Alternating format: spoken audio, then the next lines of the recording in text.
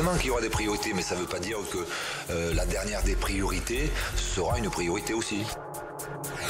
Vous comprenez ce que je veux dire? Je vous entends parler, je vous entends écrire. C'est intéressant d'avoir plusieurs arcs à son flèche, donc c'est bien. Jusqu'à minuit, c'est l'Afterfoot. Jean-Christophe Drouet. Salut à tous, c'est l'Afterfoot, la seule émission au monde que vous pouvez suivre à la télé, sur BFM Sport, à la radio évidemment sur RMC ou en allant sur notre site internet rmcsport.fr. Nous allons débriefer pendant un petit peu moins d'une heure ce troisième match de préparation des Bleus à la Coupe du Monde. France-États-Unis, un partout, match nul donc pour cette équipe de France. L'after comme d'habitude jusqu'à minuit. Et ce soir, pour vous régaler, le taulier de l'after qui depuis quelques jours supporte l'équipe du Mexique. Bon, en bon italien, il ne peut pas être insensible aux soirées Bunga Bunga.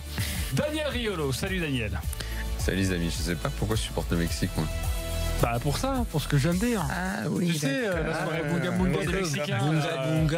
J'avais pas fait le lien, mais comment en plus Riolo. Ouais, c'est ça. Mais comment en plus, c'est vrai, j'ai toujours bien aimé cette sélection. Je crois, c'est pour ça que j'ai pas compris ton lien et tout. Très bien. Mais là, c'est plus clair pour moi.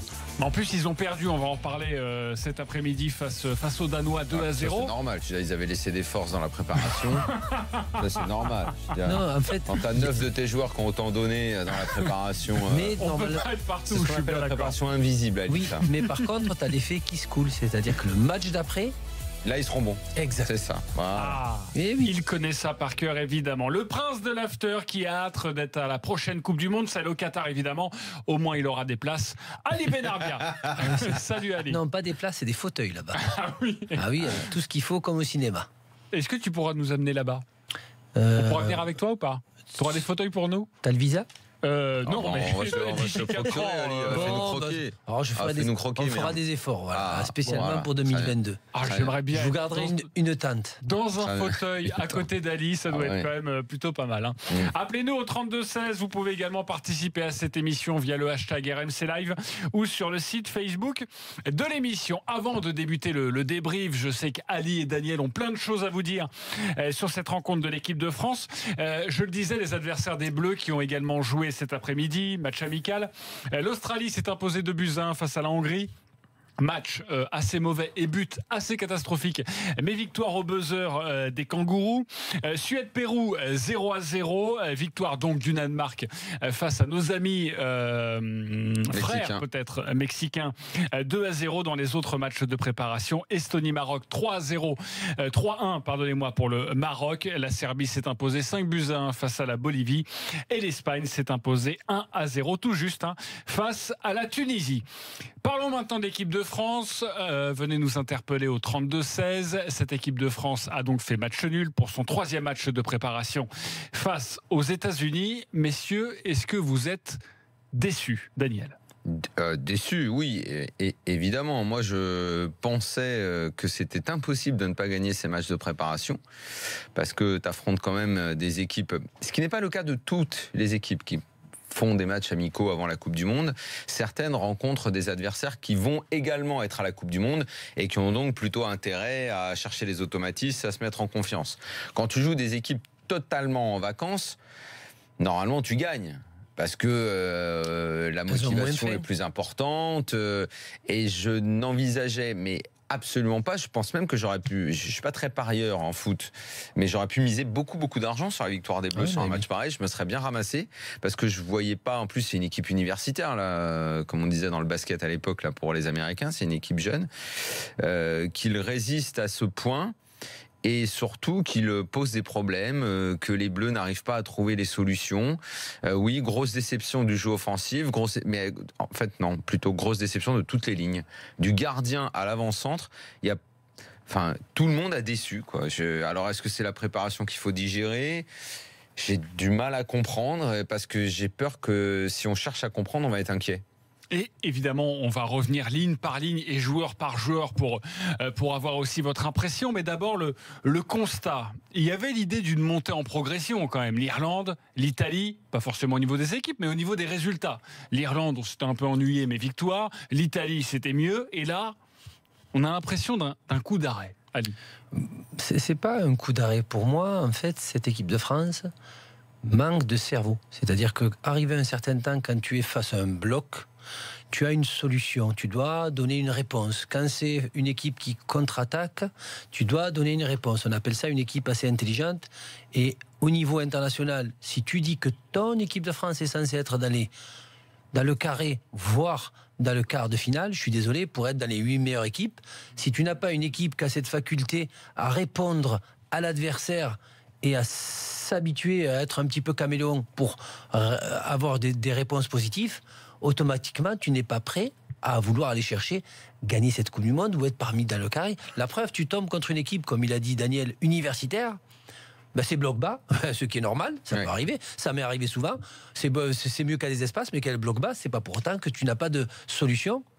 On a vu quelqu'un avoir des solutions, ça a été qui est rentré? C'est Nabil Fekir, qui a cette faculté, par la passe, par fixer, par dribbler, par frapper, parce qu'il a donné la réponse à un moment, quand c'était trop bloc qu'ils attendaient, mais il a mis une grosse frappe de loin, ce qu'on n'a pas vu depuis le début du match, on n'a pas vu cette réponse-là.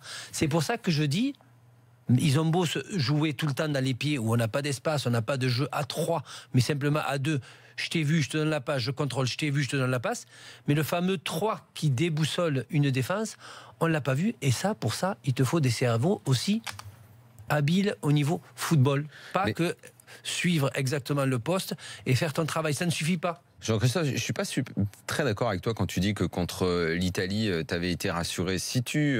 Non, il y avait une montée en puissance. Je ne suis pas vraiment sûr. Si tu regardes de près ce match-là et que tu regardes la façon dont les Bleus ont marqué, le premier, c'est une grosse erreur de la défense italienne. Il y a le but... C'est jamais... alors, quand un mec met un très beau but comme celui de Dembélé, ok, oui, évidemment que ça compte. Oui, c'est joli. Mais ça masque aussi des choses. Dans le jeu, tu n'avais pas beaucoup plus, finalement. Tu as une équipe italienne qui avait cherché à jouer, donc qui avait laissé un petit peu d'espace. Là, la problématique du soir, c'était le bloc bas, sans parler en plus de phases de jeu assez importantes, durant lesquelles les Italiens avaient même dominé la rencontre. Là, les Américains ont fait une frappe, un but, ils ont défendu de façon même plutôt intelligente. Parfois, j'ai même été assez surpris de leur sortie de balle. Je ne les pensais pas si techniques. Luxembourg, Daniel, on revient pour Luxembourg. Et finalement, je suis pas sûr que les matchs d'avant étaient à ce point rassurants. Et celui de ce soir, dans une config qu'on n'aime pas, c'est-à-dire où il faut faire le jeu, où tu regardes de plus près nos individualités, les différences qu'elles peuvent faire, parce que le jeu collectif n'est pas huilé, eh bien, t'es déçu. Et à l'arrivée, moi, je trouve que le pire du pire de ce match-là, c'est que à au moins 70% des postes, tu te poses des questions. On est à une semaine de démarrer la Coupe du Monde et je suis sûr que tu vas te dire, le gardien, gros point d'interrogation, les latéraux, tout le monde est en train ce soir de dire, et si Pavard et Lucas Hernandez, c'était mieux que les deux qui ont des statuts de titulaires, que je ne sais même pas d'où ils se sont fabriqués des statuts de titulaires, Sidibé et Benjamin Mendy. Je ne sais même pas où ils les ont obtenus, ces statuts-là. Quand tu parles des points d'interrogation, nous, mais je pense que le problème, c'est que tu as des joueurs qui n'ont pas de point d'interrogation.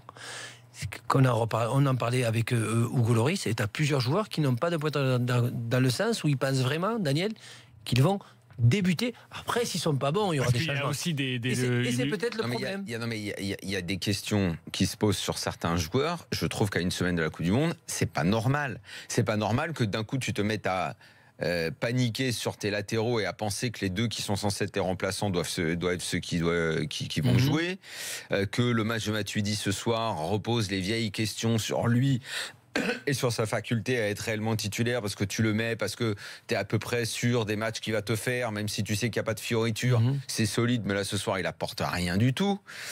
Kanté, on va redire encore une fois que 6 dans un schéma comme ça, c'est pas le poste dans lequel il est le plus à l'aise.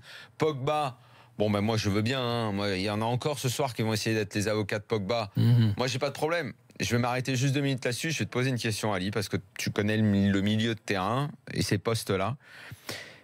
Quel est le milieu de terrain au monde, dans ceux qui sont forts, quoi, qui font autant de gris-gris et de chissis sur un terrain? Tu sais, les espèces de passements de jambes ou les petits machins. Pas à ce poste.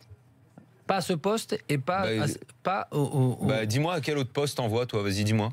Non, tu peux avoir des Quels joueurs sont les mecs au milieu qui font ça? Non, pas au milieu. Non, mais proche tu sais, du but, les espèces de les passements attaquants. de jambes, Ah, ouais. dans Il y les en a milieux plus de du terrain, tout. ou les mecs qui font des petits gris-gris, Non. ou qui font des petits Non. demi-tours sur.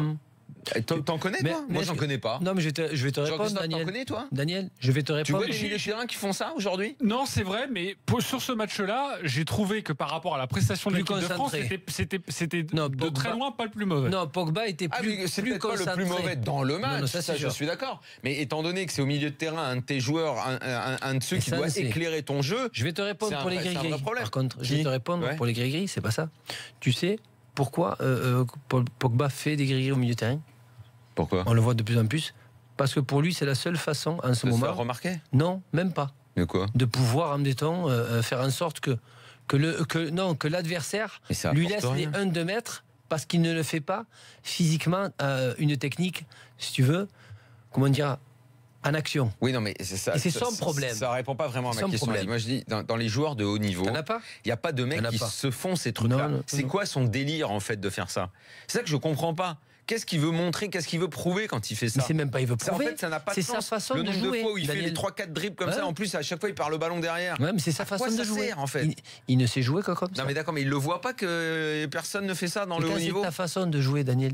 Tu vas pas changer. Bah, moi, je pense que c'est un problème. Ouais, mais c'est sa façon de jouer. On va continuer de se poser des questions sur Si c'est cette pour équipe ça, de France. mets 2-6 côte à côte, un peu costaud, et puis tu laisses libre Fekir de faire le jeu. Exactement. Quoi, Non, dans et ce tu cas-là. mets un joueur plus offensif en plus. Ouais, voilà, tu mets un C'est joueur beaucoup plus mieux. offensif que tu vas un peu Comme Lemar. libérer. Moi, j'ai bien aimé Ou Lemar, ou Fekir, un mec capable de donner des ballons, Non, et et va qui se jouer, retourne. quoi. Et qui se retourne. Mais là, et puis au moins, tu auras Kanté avec un mec à côté de lui dans un schéma à deux, ce sera mieux. Peut-être Nzonzi. Les individualités Oui, voilà, par évidemment exemple. de l'équipe de France en question. D'ailleurs, commencez à réfléchir parce que hier, on était en train de se dire, à la vue de la composition d'équipe ce soir de Didier Deschamps, Ça serait le 11. ce serait le 11 Titulaire. face à l'Australie. Est-ce qu'on va avoir des surprises? Essayez d'anticiper cette question. Mathieu nous appelle au 32-16. Salut Mathieu.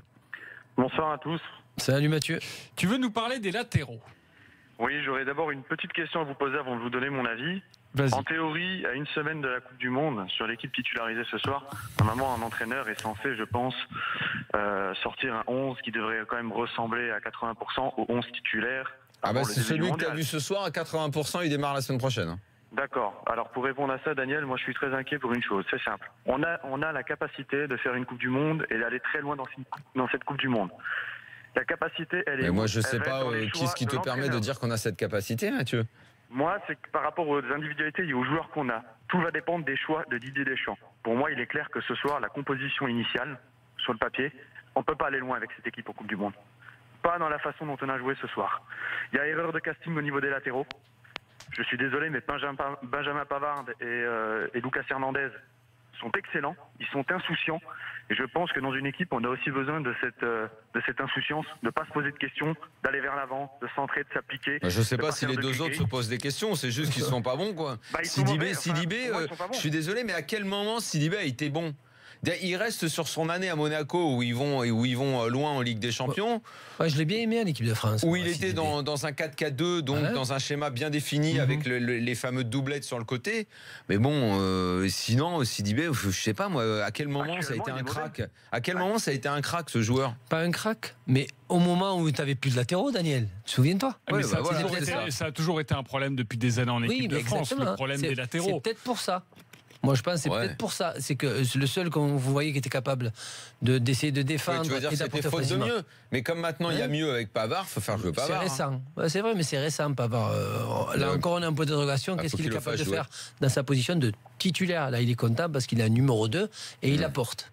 Et est-ce que vous pensez que les deux sont sur le même pied d'égalité et on doit se poser la question pour les deux, pour Mendy ou pour Sidibé, ou c'est vraiment plus pour Sidibé que le bas Non blesse? mais excusez-moi, mais Mendy, encore une Mendy fois, n'a pas joué. lui aussi mange sur cette fameuse saison à Monaco. Enfin, dans la foulée de cette saison monégasque, il n'y a pas que la plupart des mecs qui étaient dans cette équipe n'ont pas continué à être extraordinaires. Hein. Non. Ben, Bernardo Silva, il a Il a disparu. Donc ça s'est déjà vu dans l'histoire du foot, aussi. des mecs qui sur une saison cassent la baraque et l'année d'après sont moins bons. Donc moi je veux bien, mais c'est quoi le CV de Benjamin Mendy en équipe de France? C'est pas le gars qui arrive, les gars, moi je suis titulaire. Surtout qu'en plus à sa décharge, il a été blessé quasiment toute l'année. Ouais. C'est pas des mecs dont qui nous offrent des garanties extraordinaires. On les connaît pas en compétition. Pas beaucoup de garanties. On va écouter Blaise Matuidi en direct après cette rencontre. Mais malheureusement, je pense qu'on a, dans les 30 derniers mètres, je pense qu'on a manqué de jus. Et on n'a pas été assez tueur. Alors peut-être aussi dû aussi à la semaine qu'on a passée. On avait eu une grosse semaine où on a beaucoup travaillé physiquement.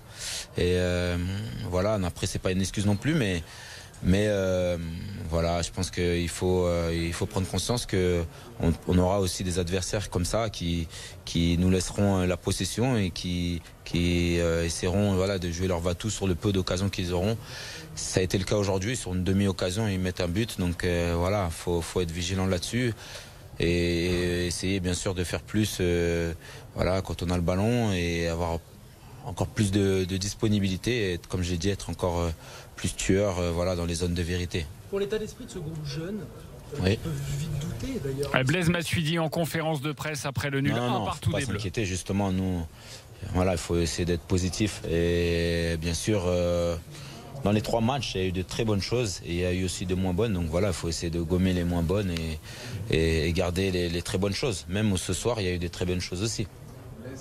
Et voilà pour la première réaction de Blaise Matuidi après ce match nul de l'équipe de France 1 partout. Alors, début d'explication peut-être ou élément de langage, je vous pose la question, parce que dans son intervention, la première intervention de Blaise Matuidi, il dit on a beaucoup travaillé physiquement, et ça peut se comprendre. Il nous a manqué un petit peu de jus. C'est possible que le jus ait manqué, oui, bien Didier sûr. Deschamps sur TF1, c'est toujours mieux de gagner, mais ce sont des matchs de préparation.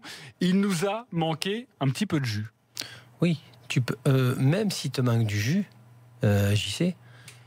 Tu arrives à avoir la fluidité. Et puis c'est quand même, qui joue. toujours joué dans leurs 30 mètres, donc même s'il te manque un peu de jus, merde quand même, tu fais pas un partout contre cette équipe-là, quoi. Mais tu as la capacité à monter ton niveau, pas au niveau du jus, mais par l'intelligence offensive, par tes individualités. On nous dit tellement qu'on a les meilleures individualités du monde. Mais qui dit ça? T'es convaincu de ça, toi? Non, mais la plupart disent... Par rapport au Brésil, à l'Espagne, à l'Allemagne, à la Belgique, où est-ce que tu as des mecs meilleurs? Pour moi, non. On nous dit que les Mbappé, les Dembélé, les Griezmann, les Fekir, on nous sort plein de joueurs qui sont capables de faire à eux la différence. Mais la différence, elle se voit normalement en équipe de France, en 1 contre 1, mais à chaque fois qu'ils touchent le ballon et qu'ils font la différence. Mais pour l'instant, nous, on ne la voit pas. Moi, je la vois pas.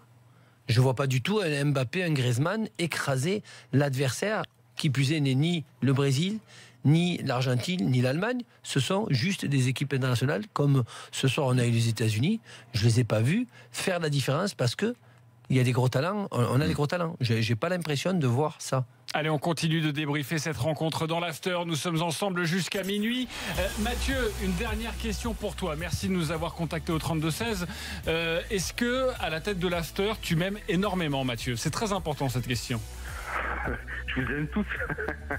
Ok, je suis pas tellement convaincu, Mathieu.